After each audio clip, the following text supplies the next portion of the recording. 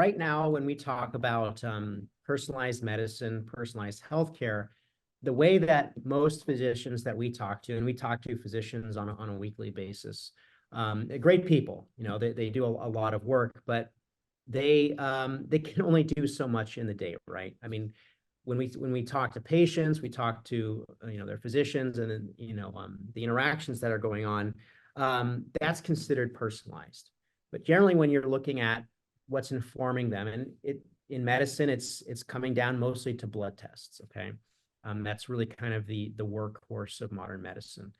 So a physician has to interpret that. All those values are generally based off of reference values, meaning that they had a large pool of values to draw from a comparable population to yourself, whether it be by age, race, any other demographic variable, right? However, that really kind of misses the boat when we talk about personalization. And it also kind of misses the boat, and we'll park this one and we'll come back to it, when you have such a burden on a physician to look at that huge litany of testing and then trying to interpret that and then personalize it for your own health journey. When it comes to comparing you to a reference range, though, that's not really personalized, is it? That's you against everybody else. And what does that ultimately mean for your health? Digital twinning is actually something that comes from material science, actually in the domain of aerospace, when engineers were looking for efficient ways to understand how different parts of think of fuselages, different adhesives that are used to hold these aircrafts together, how they were going to do under different environmental conditions, versus trying to basically put that material through those stress. So it's basically thousands of different simulations that are done digitally or in silica, hence digital twin. Now, we've actually taken that idea probably more than a decade ago, that was used, as I said, in material science, and brought it over into medicine. Now, some of the ways that it's being used currently is, in our opinion, a good first step, but we've really helped pioneer the use of digital twinning in the omics space, whether it be metabolomics, microbiomics, et cetera. So we're not just looking at like one endpoint. A common one, for instance, is looking at blood glucose, which is great if you're monitoring diabetes. But when we want to get down to understanding really what's going on in the metabolism, what's going on, say, if we're focusing on the microbiome, microbially, we just simply don't have the time, or you don't have the time, right, to go through all these different interventions to see what works. And I'm sure many of you on this call have tried a lot of different things. Whatever your health journey is, I'm sure you've trialed a lot of things in yourself. So digital twinning kind of takes the guesswork out based on your own physiology, with the survey questions that we get to gain metadata to understand the different covariates that are important for our model building with artificial intelligence, to profiling your metabolism and see what treatment options or what modalities are going to work best for you. So we kind of have a digital twin of yourself. This is you with the utmost optimized state. And over time, of course, because that's the way all these modalities work, right? You have to be adherent over time, exercise, diet, et cetera. You're not going to achieve the state, overnight, but it's a journey. But we basically have a way to optimize you to get there as fast as possible, assuming that you're 100% compliant. But there of course is wiggle room, because we understand that life happens.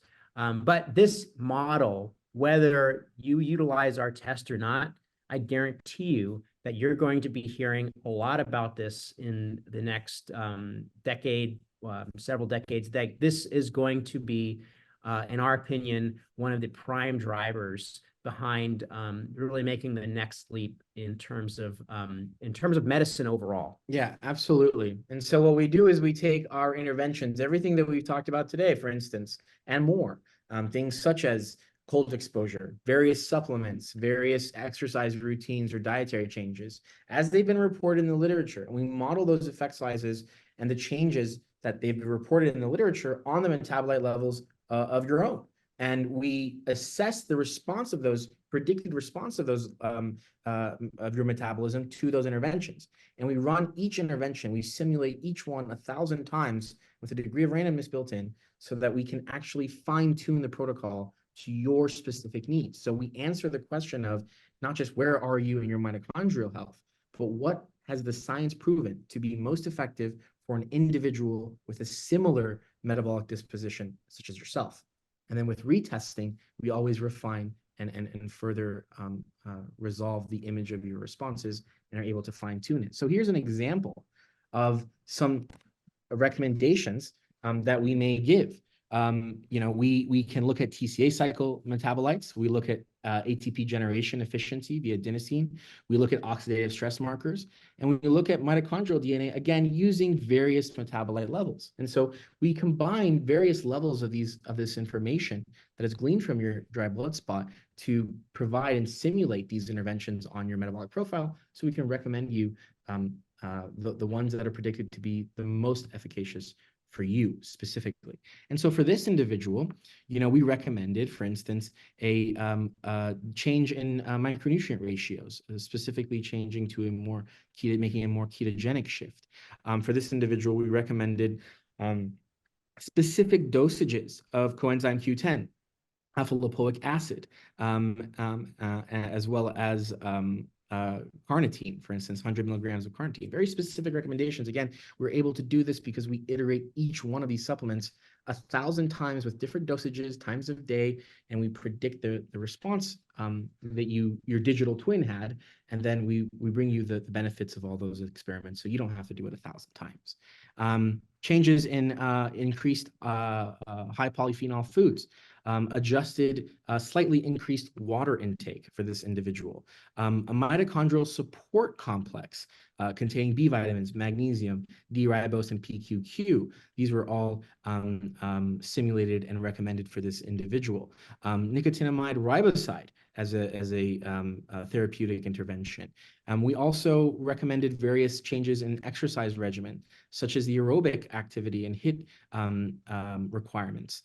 Again, to stimulate mitochondrial biogenesis, given the results of their digital twinning. We may recommend very specific changes in circadian rhythm changes and in your sleep schedule. And even we have been known to make recommendations regarding the specific temperature an individual should fall asleep at, given the concentration of various thermogenic metabolites in their profile. So very high thermogenic potential, lower temperatures will increase sleep time and quality.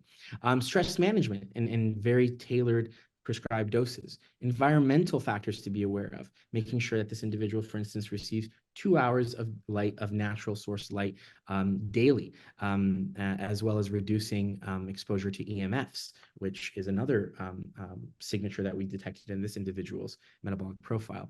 And then some education and support and retesting timelines, again, are recommended by the digital twin software as well, whereby we can use what's been reported in the literature and say, this set of studies has taken 4 to 6 months on average to see changes in these metabolite levels given this intervention. And so we would recommend you to test at the time where we would expect ourselves to have significant power or a high chance of detecting any effects that did take place.